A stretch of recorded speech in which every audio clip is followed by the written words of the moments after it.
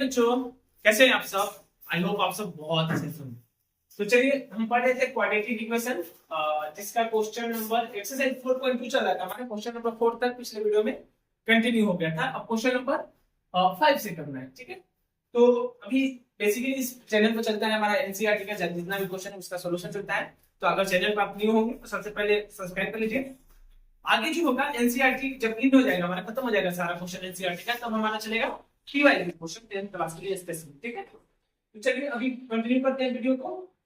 Fifth number question के साथ question है the altitude of A right triangle is 7 centimetre less than it's base. मतलब समझो question क्या बोल रहा है कि एल्टीट्यूड जो है वो क्या है, 7 centimetre less than it's base, यानी बेस से 7 सेंटीमीटर क्या है, कम है। यानी हमें बेस नहीं पता नहीं है, बट बेस जितना भी हो उससे क्या है, 7 सेंटीमीटर लेस देन यानी कम है।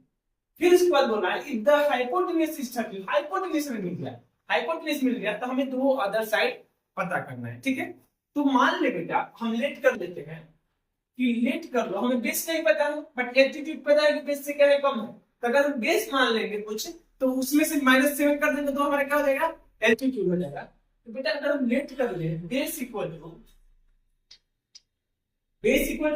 x लेट कर ले, बेस इक्वल टू क्या लेट कर ले, x। तो हमारे पास अगर बेस x है तो हमारा एल्टीट्यूड कितना होगा बताओ?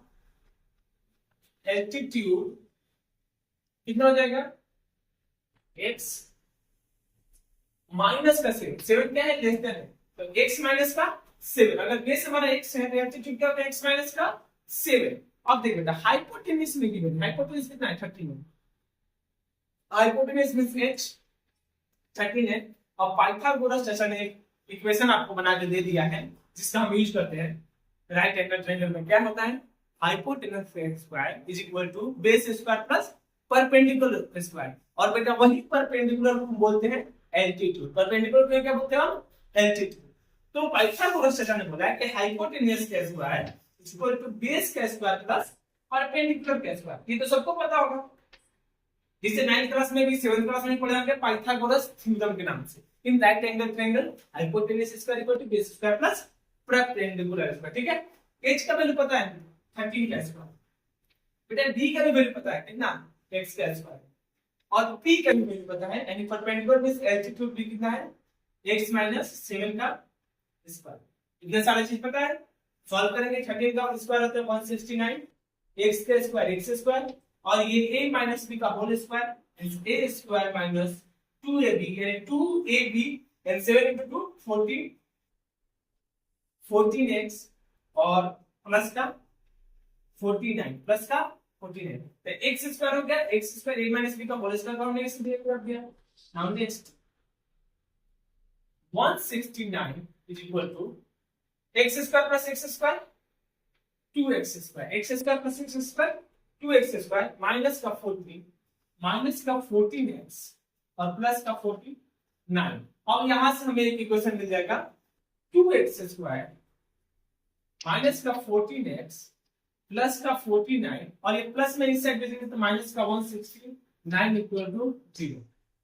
Okay, now x square 2x square minus का 14x, और ये माइनस में आएगा क्योंकि बड़े वाला साइड माइनस हो गया, और 9 में से 9 गया 0, 2 1 120 हो गया। कितना आ जाएगा, 120 इज इक्वल टू 0। बेटा देख इसमें भी 2 है इसमें भी 2 है, 2 कॉमन लेंगे, ऐसे भी करेगा तो आ जाएगा आंसर, कोई बड़ी बात नहीं। बट आगे चल के हमें मल्टीप्लाई होगा ना, थोड़ा हार्ड हो जाएगा, तो हम बेसिकली 2 कॉमन ले लेते हैं, सिंपल सी बात है। तो x स्क्वायर कॉमन लेते हैं हमें, 2 इसमें से कॉमन ले लेंगे, 7x बचेगा और ये बचेगा 60 इज इक्वल टू 0। अब यहां से a का वैल्यू मिल गया मुझे 1, b का वैल्यू मिल गया माइनस का 7 और c का वैल्यू मिल गया माइनस का 60। जब a b और c का वैल्यू मिल गया तो हम क्वाड्रेटिक फॉर्मूला का यूज करके नहीं सॉल्व कर सकते हैं। सिंपल सा बात है, यहां से a b c का वैल्यू, जब a b c का वैल्यू मिल गया तो हम यहां से ये इरेज करते हैं, उसका काम है हमें, इसीलिए इसे नहीं इरेज करते हैं। तो हमारे पास quadratic formula x equal to क्या होता है बताओ, कमेंट करो क्वाड्रेटिक फॉर्मूला क्या होता है बताओ जल्दी। x equal to minus B plus minus root under B square minus 4ac upon में 2a, यही होता है। पढ़े होंगे ना, कहीं तो पढ़े ही होंगे।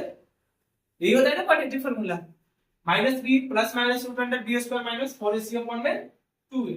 अभी देखो माइनस बी, बी का वैल्यू -7, तो -7 यानी प्लस का 7, समझ में, plus minus root under B square -7 का स्क्वायर, 7 का स्क्वायर बेटा 49 माइनस 4ac, 4 इंटू ए का वैल्यू 1 इंटू सी का वैल्यू माइनस का 60, सी का वैल्यू माइनस का 60 अपॉन में 2 इंटू ए का वैल्यू कितना है 1, ठीक है।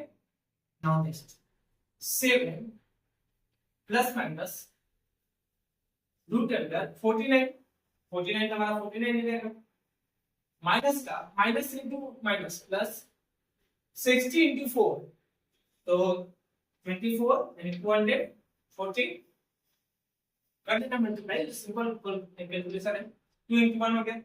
अभी देखो x का वैल्यू कितना आ गया, हमें रूट वाला जो ऐड करना है, ठीक है। इस इक्वेशन में मुझे कोई काम नहीं, मैं इधर बेस करता हूं, ठीक है।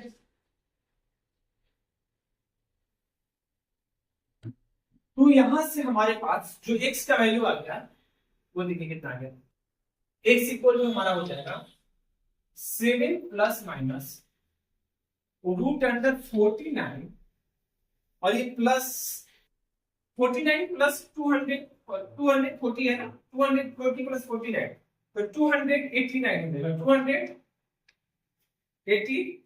जाएगा, 289 हो गया, अपॉन में कितना हो जाएगा 2। अब 289 बेटा किसका रूट होता है, आई थिंक 27 का होता है, 27 का होता है, तो x इक्वल हो जाएगा हमारा 7 प्लस माइनस 27 अपॉन में 2, क्योंकि 27 कितना होता है 289, सॉरी नहीं होता 289, देखिए तुम्हें किसका होता है 17 का होता है क्या